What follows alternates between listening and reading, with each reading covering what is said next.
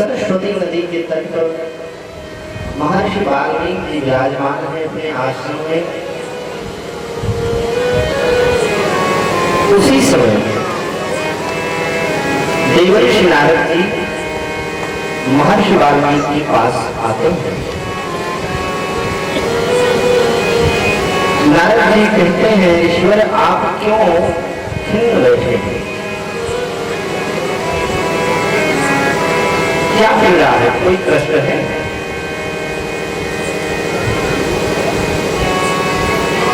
महर्षि वाल्मीकि जी ने कहा, नारद जी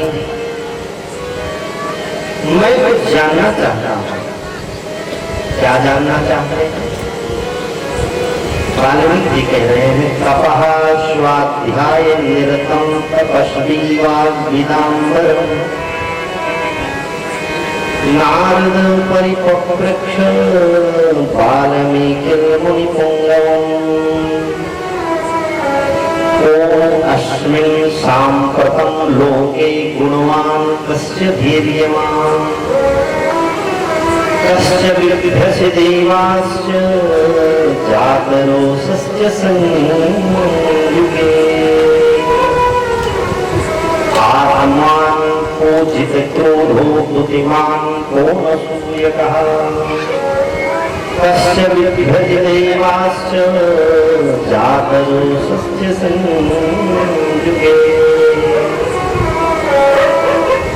नारद जी, ऐसा कौन इस समय इस धरती पर है जो संपूर्ण गुणों की खान है,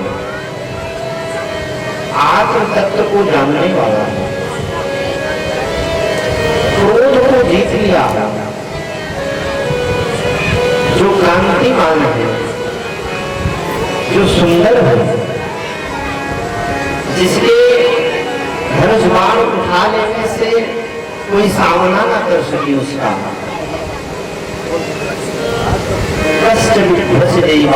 देवता भी सामना न कर सके, ऐसा कौन है इस लोक में? अब समझने की बात ये है कि कौन अस्मिन, अस्मिन शब्द जो है प्रेजेंट का होता है, वर्तमान का। अस्मिन माने इस समय, कौन इस समय। यहीं से ये क्लियर हो जाता है कि जिस समय महर्षि वाल्मीकि जी रामचरित लिख रहे थे उस समय श्री राम जी थे धरती पर। समझ में आ रहा है? जिस समय रामायण की रचना की वाल्मीकि जी ने, उस समय राम जी लीला कर रहे थे, धरती पर थे वो। क्योंकि वर्तमान काल का प्रश्न है ना, अश्विन 16 गुणों से कौन ऐसा पुरुष है जो विद्वान है इस धरती पर? नारद जी ने कहा, ईश्वर आपके प्रश्न बड़े अद्भुत हैं। आपने जिन 16 गुणों का वर्णन किया है वो 16 गुण केवल एक व्यक्ति के अंदर है। वो कौन है? इक्ष्वाकु वंश प्रभवो रामो नाम जनि श्रुतः नियतात्मा प्रशांतात्मा जितक्रोधो जितेन्द्रियः। इक्ष्वाकु वंश प्रभवो रामो नाम जनि श्रुतः।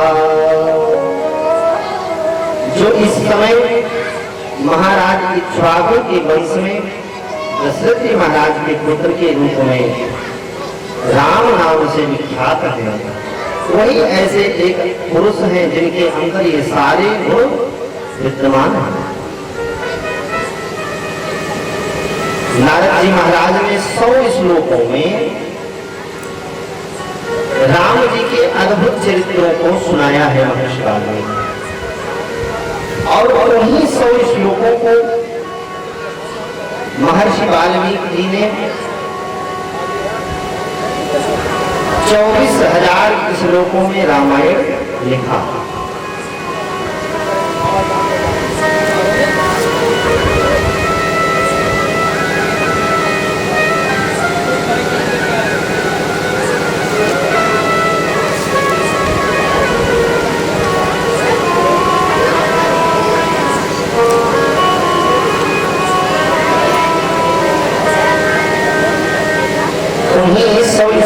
का विस्तार महर्षि वाल्मीकि जी ने किया और कहा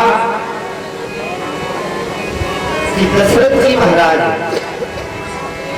अपनी प्रजा को योग्य उत्तराधिकारी देना चाहते थे, जो प्रजा का पालन कर सके, उनका रक्षण कर सके, अपने सुख दुख को भूल करके प्रजा का रक्षण करे, उनके हित में अपना हित समझे, क्योंकि राजा का हित प्रजा के हित में है। यदि राजा प्रजा के हित में न सोचे तो वो राजा खत्म हो जाता है। राजा का हित प्रजा में होना चाहिए। वो राम जी जब राजा बने तो उनका अद्भुत राज्य था। राम जी ने सोचा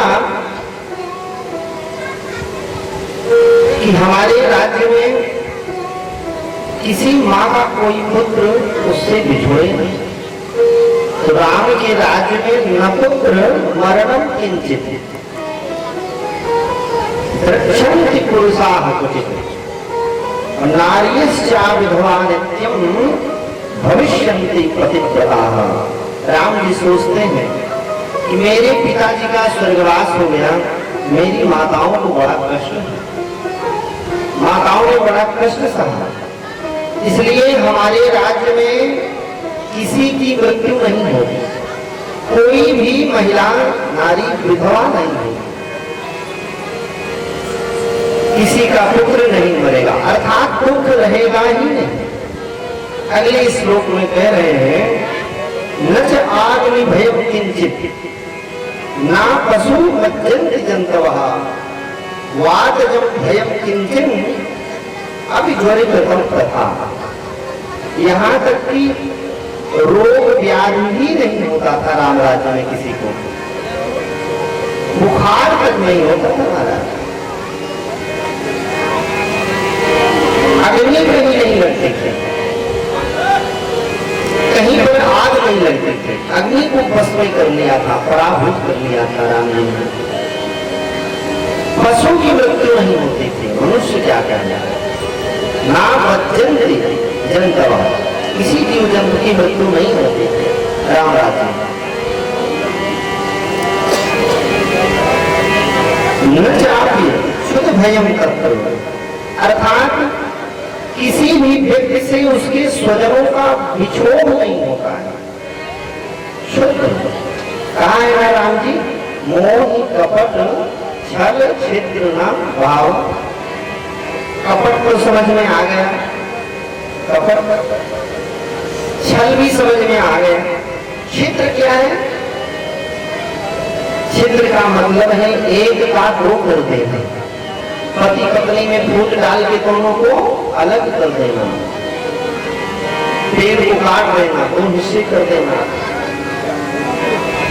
अर्थात जो फूट डालने की विधा है वो छिद्र है, जो एक दूसरे को अलग कर देगा या एक को दो कर देगा। तो भगवान श्री राघवेंद्र के राज्य में कोई व्यक्ति का विषय नहीं होता था किसी से, सभी मिलजुल करके रहते थे। पशु पक्षी जीव जंतु आपस में स्नेह रखते थे, प्रेम रखते थे। और नित्याम प्रमुखताः सर्वे यथा कृत युगे तथा, नित्य प्रमुदित रहते थे, प्रत्येक लोग प्रसन्न रहते थे, किसी प्रकार का कहीं कोई कष्ट था ही नहीं राम के राज्य में। और ऐसे राज करते हुए प्रभु श्री राम जी 10 वर्ष सहस्त्राणि 10 वर्ष शतानि च रामो राज्यमुपाश्रितं ब्रह्मलोक प्रणश्यति। 11,000 वर्ष तक प्रभु श्री राम ने प्रजा का पालन किया, राज किया, और फिर पूरी अयोध्यापुरी को लेकर के ब्रह्मलोकम प्रणश्यति, वैकुंठ धाम को चले गए। बोलिए श्री रामचंद्र भगवान की। अब प्रश्न ये आता है, राम जी ने ऐसा कैसे कर लिया? नित्याः प्रमुदिताः सर्वे, सभी लोग प्रसन्न रहते हैं।